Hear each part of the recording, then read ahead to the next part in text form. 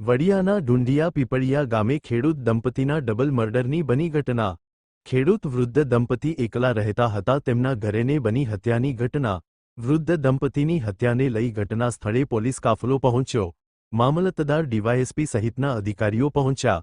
નાના એવા ગામમાં વૃદ્ધ દંપતીની હત્યા થતાં અરેરાટી, લોકોના ટોળા ઉમટી પડ્યા।